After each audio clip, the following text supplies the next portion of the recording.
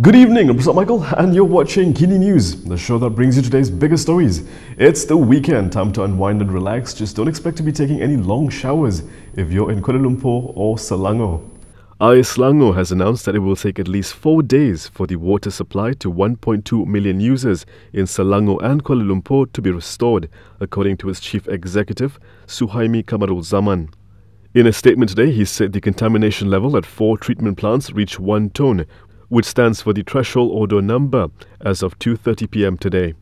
Di mana ianya tidak selamat untuk kami rawat di loji untuk diproses dan dialihkan untuk kegunaan para pengguna. Oleh itu, loji rawatan air rantau panjang Sungai Selangor fasa 1, 2 dan 3 masih belum dapat beroperasi semula buat masa ini. Loji rawatan air ini akan hanya mula beroperasi jika bacaan 0 ton diperoleh sebanyak 3 kali berturut-turut. Apabila mula beroperasi, pengguna akan mula menerima bekalan air yang paling kurang dalam tempoh 4 hari. The latest water disruption started yesterday morning as odor pollution was detected, bringing the operation of 4 water treatment plants to a halt. Close to 1,300 areas in Kuala Lumpur and Selangor were affected. The water disruption we're experiencing is a result of a factory dumping black oil mixed with fresh diesel into Sungai Gong. The cause of the latest water supply disruption in Selangor has been attributed to a factory in Sungai Gong. Selangor Menteri Besar Amiruddin Shari revealed this today. According to the state government, waste discharge from the factory is believed to be responsible for the odour pollution, which led to the temporary closure of the Sungai Selangor Phase 1, 2 and 3 water treatment plants, as well as the Rantau Panjang water treatment plant, which remains non-operational. The Menteri Besar added that the factory has been sealed off and investigation papers have been opened against it. And this isn't the factory's first offence. State Exco Lee Hoi Sian revealed that the same factory had been fined for a similar offence in March. He revealed that the factory had been fined 60,000 ringgit for a similar offence on the first day of the movement control order. Yesterday, the Selangor Water Management Board, or LUAS for short, said the affluents with solvent-like odour from the Sungai Gong industrial area were believed to be the cause of the water supply disruptions that affected 1,292 areas in Selangor and Kuala Lumpur. LUAS said investigations are being conducted in collaboration with the Pengurusan Air Selangor and several other agencies. Meanwhile, in a separate statement, Dewan Pemuda Ikatan Malaysia called on the authorities to take stern action against the factory in Sungai Gong. Its chief, Syari Adnan, said actions such as closing the industrial premises involved and withdrawing the operating license should be done so that such incidents will not happen again. Imagine being the Deputy Communications and Multimedia Minister but end up spreading false information. Zaidi Zainul Abidin has apologized and will be making a correction in Dewan Negara next week.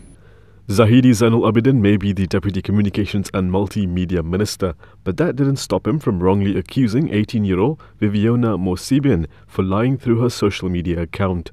As a result of the Deputy Minister's inaccurate statement, Viviana has been bombarded with negative comments on social media.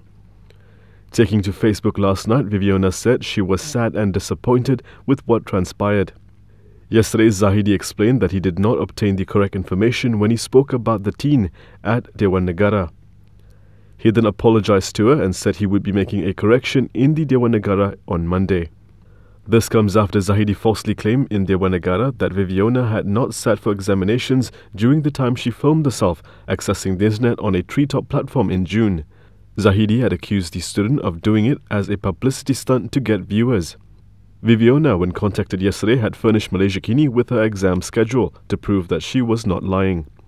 In her post last night, she said she forgave all those who wronged her and thanked those who continued to support her. Osman Sapian is still a member of Bersatu because the party says there's no evidence yet that Osman had committed an offence. The Bersatu Disciplinary Board has clarified that former Johor Menteri Besar Osman Sapian is still a party member. The board's chairperson Megat Najmuddin Megat Has said that what he meant earlier was that Osman would have voided his membership if he was actually campaigning for Pejuang during the Slim by-election. If Osman had been ousted from Bersatu, it would have put the Johor Perikatan National State Government in a bind, as the Kempas assembly person could side with Pakatan Harapan to cause a hung assembly. Speaking to Malaysia Kini, Megat Najmuddin said there was no evidence yet that Osman had committed an offence. Osman landed in trouble after he was spotted with Bersatu splinter group Pejuang during the by-election campaign period in Slim and allegedly stumped for their candidate. In a speech, Osman said that Bersatu had gone astray from its struggles, but it was not clear whether he was campaigning for Pejuang directly. However, Osman did participate in a group photo where he and others chanted Calon Nombor Satu or Candidate Number 1, which was the ballot paper number for Pejuang's candidate Amir Kushairi Muhammad Tanusi. Earlier, Megat said Osman's membership had been voided as per Clause 10(2)(3) of the Bersatu Constitution. Was bribery involved in the recent Slim by-election? Election Commission Chairperson Abdul Ghani Saleh says they have yet to receive any complaints related to the matter. Election Commission Chairperson Abdul Ghani Saleh responded to former Prime Minister Dr. Mahathir Mohamad on his claims yesterday that there were many incidents of bribery in the Slim by-election. Abdul Ghani Saleh told Malaysia Kini that the EC had not received any complaints or claim about money politics and could not say anything on Mahathir's claims as they are based on media reports. He said if there were any, it would be handed over to the MACC to be investigated. He added that if there were no reports, it meant that the Slim by-election was the best election for him. BN candidate Muhammad Zaidi Aziz won a landslide victory in the by-election with a majority of over 10,000 votes, defeating two independent candidates, S. Santarasekaran and Pejuang-backed candidate Amir Kushairi Muhammad Tanusi. In a press conference yesterday, Mahathir said that they had found that the usage of bribery was widespread after they studied the factors which caused the Pejuang-backed candidate to lose. Told by us, there are pictures about all these things. It cannot be that all these people are telling us a lie. But you know, the result of this Slim election is, to us, we expected to lose, but not by that much. Malaysia Kini is attempting to get verification from the MACC on whether there were reports lodged of such incidents and the status of the investigations, if there are any. The Semuanya Immigration Depot has been hit with a second outbreak. Here's the country's latest COVID-19 situation.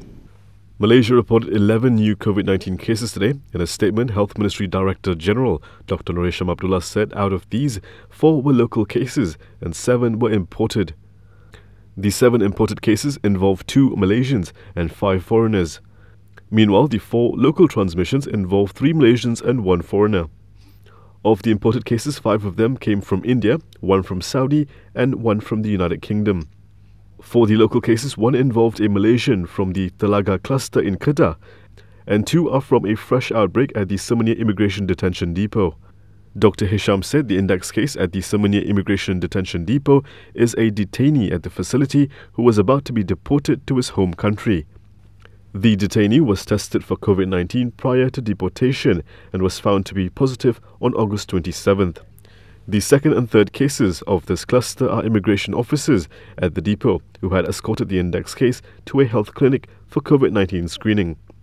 Following this, he said active case detection and contact tracing has been initiated and 269 people have been screened so far. Of these, 123 people have tested negative and 143 are still pending results. The other local transmission involved a foreign detainee held at the Baranang Temporary Detention Centre in Selangor who was checked prior to deportation. Dr. Hisham said that as of today, there were 165 active cases, with 4 people being treated in the intensive care unit, of which 3 require ventilators. Coming up next, a US drug maker says their vaccine will be ready in October.